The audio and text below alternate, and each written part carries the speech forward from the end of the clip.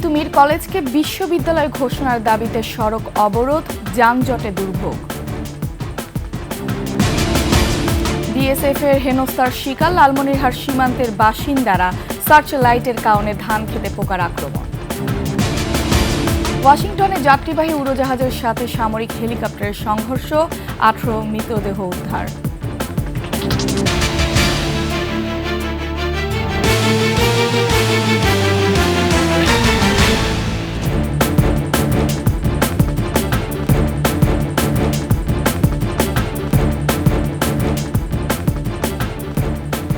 শুনছিলেন সংবাদ শিরোনাম, আমন্ত্রণ 21শে দুপুরের সংবাদে, সাথে আছি আমি ফারহান আলুপা। দর্শক, 21শে টেলিভিশনের সংবাদ একসাথে সরাসরি দেখতে পাবেন আমাদের ফেসবুক পেজ www.facebook.com/21she24 অনলাইনে। এছাড়া সাবস্ক্রাইব করতে পারেন www.youtube.com/21sheTV চ্যানেলে। তিতুমির কলেজকে বিশ্ববিদ্যালয় করা সহ 7 দাবিতে সড়ক অবরোধ করেছেন কলেজের শিক্ষার্থীরা। এর আগে আমরণ অনশন শুরু করে কলেজের শিক্ষার্থীরা। ঢাকা বিশ্ববিদ্যালয় থেকে 7 কলেজের অধিভুক্ত বাতিল হলে স্বতন্ত্র বিশ্ববিদ্যালয় গঠনের দাবি বিবেচনায় আছে। তবে আগেই তিতুমিরের শিক্ষার্থীরা প্রতিষ্ঠানটিকে বিলম্বিত বিশ্ববিদ্যালয় ঘোষণা করে। গেল রাত থেকে বিশ্ববিদ্যালয় স্বীকৃতি সহ 7 দফা দাবিতে বুধবার বিকেল 5টা থেকে আমরণ অনশনে বসে শিক্ষার্থীরা। অনশনের 20 ঘণ্টা পার হলেও শিক্ষার্থীদের দাবিতে কর্তৃপক্ষ কর্ণপাত না করায় বিক্ষুব্ধ হয়ে ওঠেন তারা। পরে তিতুমির কলেজের সামনে সড়ক অবরোধ করে আন্দোলনকারীরা। সড়ক অবরোধের কারণে দুর্ভোগে পড়েছেন কর্মমুখী সাধারণ মানুষ ও পথচারীরা।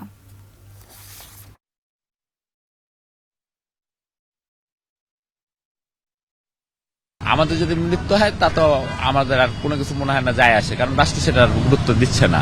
আমি আমার পরিচয়ে গর্বিত, আমি চাই না যে অন্য কারো পরিচয় পাইতে, আমি তিতুমির নামটা চাই। ইউজিসি, শিক্ষা মন্ত্রণালয়, বিভিন্ন কাছে আমরা তাদের কাছে আমরা কথা বলছি, তারা আমাদের কাছে আশ্বাস দিচ্ছে, কিন্তু আশ্বাসটা তারা বারবার আমাদের সাথে ছলনা করে গেছে। প্রশাসন আমাদেরকে তেমন ভাবে গুরুত্ব দেওয়া হয় নাই, এজন্য আমরা বাধ্য হয়ে আজকে সড়ক অবরোধের মধ্যে নেমেছি। আমরা ডিরেক্ট চাই হচ্ছে স্বীকৃতি, কারণ আশ্বাস তো আমরা ইতিপূর্বে একাধিকবার পেয়েছি, যে আশ্বাসের ফল কিন্তু আমরা এখন ভোগ করতেছি। সেটা শুধু ঢাবির মূলা থেকে শুরু করে এই ধরনের ছেলে খেলা আমাদেরকে দেখানো হয়েছে। তিতুমির কলেজের সামনে আছেন আমাদের সহকর্মী মানিক শিকদার, আমরা সরাসরি যুক্ত হচ্ছি তার সাথে। মানিক, ওখানকার সর্বশেষ পরিস্থিতি সম্পর্কে আমাদের জানাবেন। লোপা, গতকাল বিকেল 5টা থেকে কিন্তু শুরু হয়েছিল অনশন কর্মসূচি, এবং সেই কর্মসূচি ইতিমধ্যেই কিন্তু 20 ঘন্টা পার হয়ে 21 ঘন্টা চলছে। এই যে পরিস্থিতির মধ্যে সবচেয়ে বড় যে বিষয়টি হয়ে দাঁড়িয়েছে এই মুহূর্তে এই এলাকায়, সেটা হচ্ছে সড়কে তীব্র যানজট সৃষ্টি হয়েছে। যেহেতু তিতুমির কলেজটি একটি সড়কের সামনে, এবং আপনি দেখতেই পাচ্ছেন যে এখানে সড়ক অবরোধ করে রাখা হয়েছে। আজকে বেলা 11টা থেকে কিন্তু এই সড়ক অবরোধ চলছে।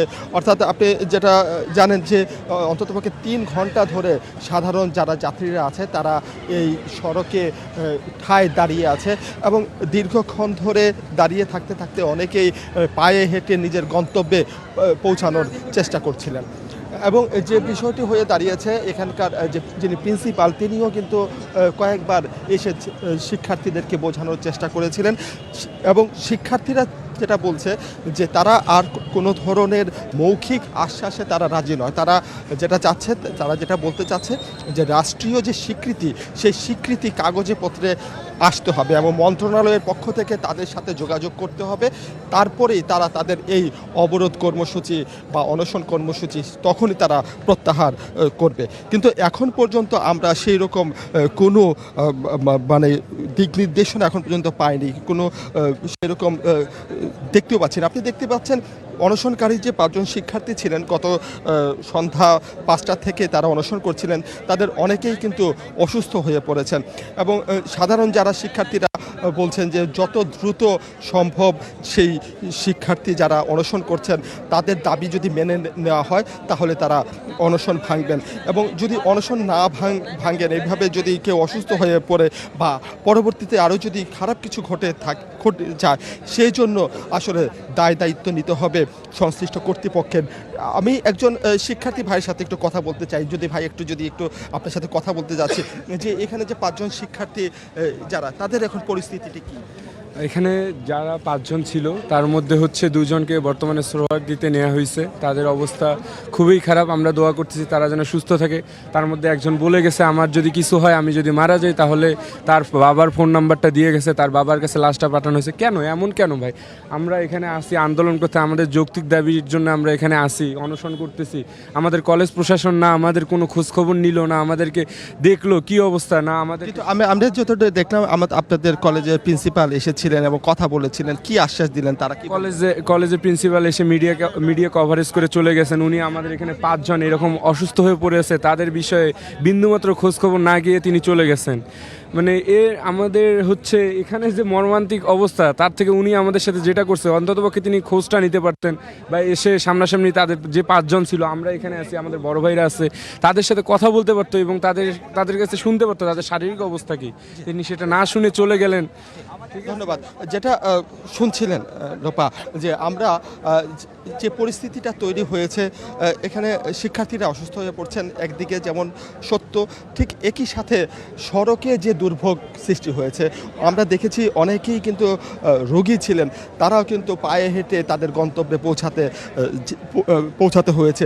যে পরিস্থিতিটা তৈরি হচ্ছে, সাধারণ মানুষ যারা আছেন, যারা নাগরিক পথচারী আছেন, তারাও বলছেন যে একটা সুষ্ঠু সমাধান যেন খুব দ্রুত হয় এবং সবাই যে যার অবস্থানে যার গন্তব্যে যেন সঠিকভাবে পৌঁছাতে পারে। তো লোপাই, এই ছিল আমার কাছে এখানে থাকা সর্বশেষ তথ্য। মানিক, আপনাকে ধন্যবাদ। দর্শক, তিতুমির কলেজের সামনে থেকে এতক্ষণ আমাদের সাথে যুক্ত ছিল সহকর্মী মানিক শিকদার। যানজটের নাকাল রাজধানীবাসী। বনানী, গুলশান, মহাখালীর অবস্থা প্রায় স্থবির। যানজট মতিঝিল সহ রাজধানীর অন্যান্য এলাকাতেও। কর্মজীবীরা বলছেন যানজটের কারণে পারছেন না নির্ধারিত সময় গন্তব্যে পৌঁছাতে। মানিক শিকদারকে সাথে নিয়ে বিস্তারিত জানাচ্ছেন নাহিদ সিরাজি নিম্মি। ঢাকা শহরের অভ্যন্তরে আজকের যানজট চিত্র। সকাল থেকেই রাজধানী জুড়ে নানা স্থানে দীর্ঘ সময় ধরে থেমে রয়েছে যানবাহন, ফলে বিপর্যস্ত শহরের চলাচল। রাজধানীর মতিঝিল, গুলশান, মহাখালী, বনানী এলাকার চিত্র একদমই নাকাল। ভোগান্তিতে সাধারণ মানুষ। এমনকি অনেক কর্মজীবী পারছেন না কর্মক্ষেত্রে সময় মতো পৌঁছাতে। আমি এখানে আসছি প্রায় 1 ঘন্টার উপরে। আনফরচুনেটলি আমি ব্যাংকে যাব, ওই দিক দিয়েও শিডিউল মেনটেন করতে পারতেছি না। যানজটে ভোগান্তিতে সবাই, বাইরে নয় গণপরিবহন চালকেরাও। সকালে এখন তো আমাকে জমাই ওঠে নাই এই যানজটে করে, ঠিক আছে, এখন আমরা 900 টাকা জমা দেবো কিভাবে? আর বেতন তো হইবই না। 1000 টাকা জমা গাড়ির, এই গাড়ি গ্যাস লোম কুম্বালা, খামু কুম্বালা, দিমু কুম্বালা, মানে পকেটে করে টেয়া তো নাই, মাহাজন তো মানবো না। একদিন পর কোথাও শান্তি নাই, ঢাকা শহর চলে যাবে এখন। এটা আমাদের নীতিমিত অনেক ভোগান্তির শিকার হইতে এই পর্যন্ত শেষ। ঢাকা শহর পুরোটাই সব জায়গায় এরকম জ্যামে আটকে থাকে সবসময়। আমাদের চাওয়া হচ্ছে রাস্তা সবসময় ক্লিয়ার থাকবে, সে ছাত্র হোক আর যে কেউ হোক, তাদেরকে আমরা এইভাবে আমরা মানতে চাই না। রাজধানীতে প্রতিদিন চলমান কোনো না কোনো কর্মসূচিতে প্রায় সৃষ্টি হচ্ছে এমন যানজটের, যা ভোগাচ্ছে নগরবাসীকে। নাহিদ সিরাজি নিম্মি, 21 টেলিভিশন, ঢাকা। সীমান্তের শূন্য রেখায় বেড়া নির্মাণ। সেই বেড়ায় খালি মদের বোতল ঝুলিয়ে বিএসএফের উত্তেজনা সৃষ্টির চেষ্টার পর এখন বেড়া ঘেঁষা সড়ক দিয়ে কোনো বাংলাদেশি চলাচল করলেই বিএসএফের জিজ্ঞাসাবাদের সম্মুখীন হতে হচ্ছে। এছাড়া সীমান্তে বিএসএফের সার্চ লাইটের কারণে পোকার আক্রমণ শুরু হয়েছে ফসলের ক্ষেতে। লালমনিরহাট প্রতিনিধি গোকুল রায়ের পাঠানো তথ্য ছবিতে রিপোর্ট। লালমনিরহাটের দহগ্রাম সীমান্তে আন্তর্জাতিক সীমান্ত আইনের তোয়াক্কা না করে শূন্য রেখায় ভারতীয় সীমান্তরক্ষী বাহিনী বিএসএফ বেড়া স্থাপনের প্রায় 3 সপ্তাহ পেরিয়ে গেছে। বর্তমানে সীমান্ত পরিস্থিতি স্বাভাবিক থাকলেও আতঙ্ক কাটেনি স্থানীয় বাসিন্দাদের। সীমান্ত ঘেঁষা রাস্তা দিয়ে কোনো বাংলাদেশি যাতায়াত করলেই বিএসএফ জিজ্ঞাসাবাদ করছে তাদের। অভিযোগ তুলছে কাঁটাতারের বেড়া কেটে দেওয়ার চেষ্টার। সন্ধ্যার পরে সীমান্ত ঘেঁষা রাস্তা দিয়ে চলাচল করতে ভয় পান স্থানীয়রা। আমরা এখন যাইতেছি কাজের দিকে, ওরা যদি বলে যে আমার বেড়া কাটতে এসেছি, তাহলে আমাদের সমস্যা না, আমাদের কোনো তো জীবনের নিরাপত্তা নেই। এখন তো এই যে বেড়া কাটা হয়েছে, এখন তো গরু নিয়ে যাওয়া মুশকিল। ওই তো ওরা গরু বইটা বাঁধিছে, ওরা তো আর বাঁধতে পারি না।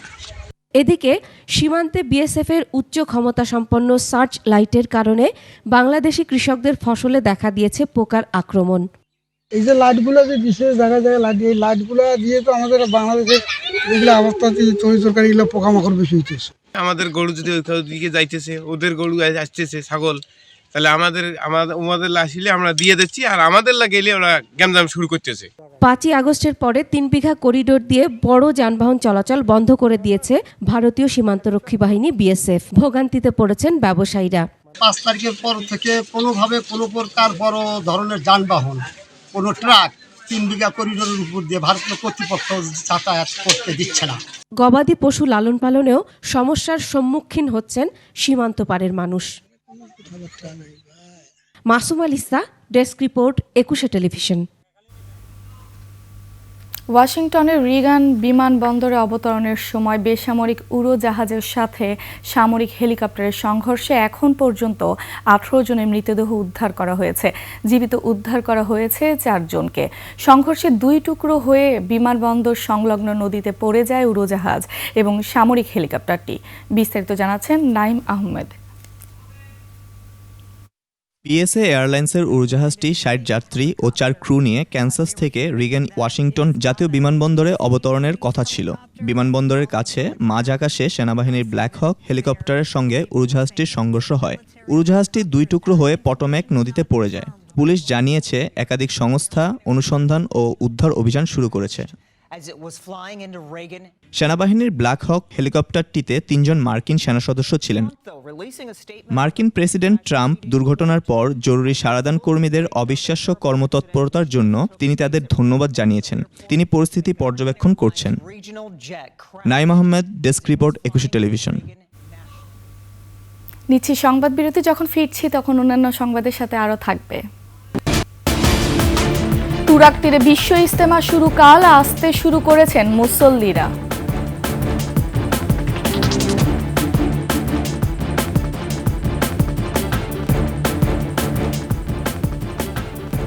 আমন্ত্রণ 21 সংবাদে। গাজীপুরের টঙ্গীর তুরাগ তীরে শুক্রবার শুরু হতে যাচ্ছে বিশ্ব ইজতেমা। অংশ নিতে দেশের বিভিন্ন জেলা থেকে মুসল্লিরা ইজতেমা ময়দানে আসতে শুরু করেছেন। আয়োজকরা জানান আগামীকাল 2025 সালের বিশ্ব ইজতেমার প্রথম পর্ব উপলক্ষে টঙ্গীর তুরাগ তীরে বিশ্ব ইজতেমার ময়দানে প্রস্তুতি প্রায় সম্পূর্ণ হয়েছে। বিগত বছরগুলোর চেয়ে এবছর বিশ্ব ইজতেমার নিরাপত্তা বেশি জোরদার করা হয়েছে। নিরাপত্তা একাধিক পুলিশ সহ আইন শৃঙ্খলা বাহিনীর সদস্যরা মোতায়েন থাকবে বলে জানা যায়। অপ্রীতিকর ঘটনা নিয়ন্ত্রণে CC camera, mobile court, drone ও পুলিশের টহল বৃদ্ধি করা হয়েছে। আগামী 2 ফেব্রুয়ারি সকালে আখেরি মোনাজাতের মাধ্যমে শেষ হবে ইজতেমার প্রথম পর্ব। এবার আভিভা ফিন্যান্স লিমিটেড বাণিজ্য সংবাদ।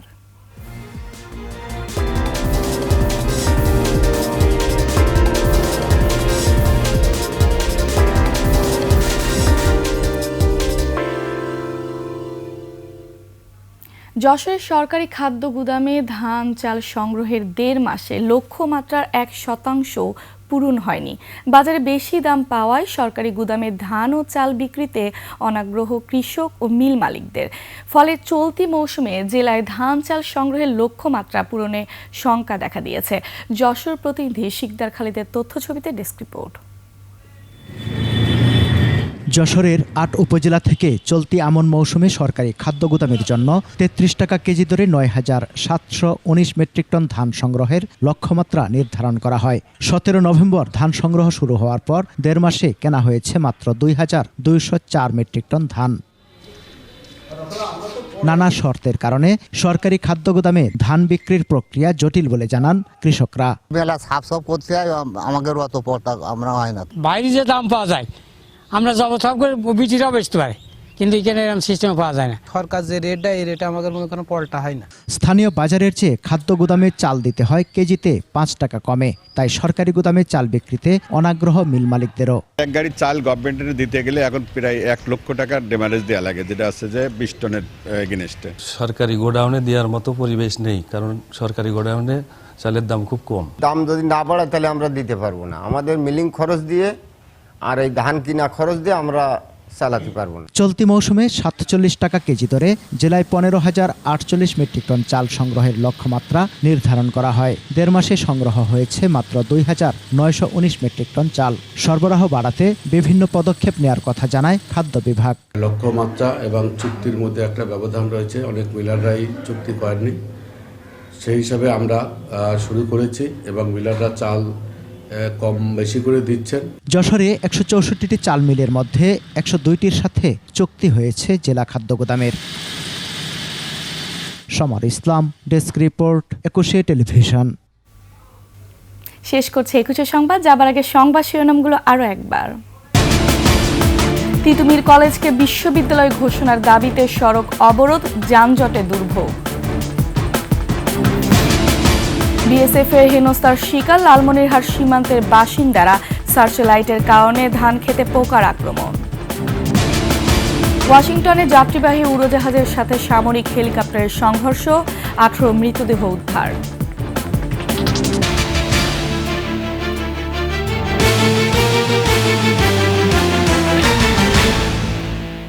সবশেষ সংবাদ জানতে ডায়াল করুন 2021 নম্বরে, ভিজিট করুন 21-tv.com ওয়েবসাইটে। ফেসবুকে ভিজিট করতে পারেন www.facebook.com/2124 অনলাইনে। এছাড়া সাবস্ক্রাইব করতে পারেন www.youtube.com/21tv চ্যানেলে। এতক্ষণ সঙ্গে থাকার জন্য ধন্যবাদ। পরবর্তী সংবাদ বিকাল 5টায় দেখার আমন্ত্রণ রইল। 21-এর সাথেই থাকুন।